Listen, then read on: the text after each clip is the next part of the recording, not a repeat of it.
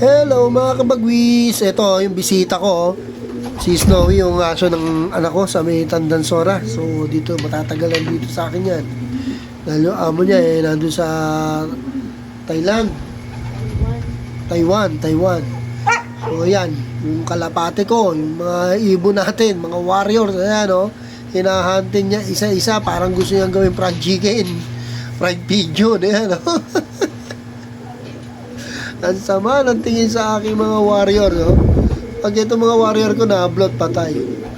Yari. Oy, Snowy, ha? Wag. Magandang dilag na to, oh. Pati ibon ko, pinagtitripan, eh. So, tama si Kobe, oh. Hindi niya pinagtitripan yung mga alaga ko. Pero ito. Ang aking mabait na bisita, oh, tingin sa mga ibon ko, kala mo, fried pigeon, parang gustong-gusto niyang kainin. Ay, nako, Snowy. Sige na, dito na lang. Bye-bye. Thank you for watching.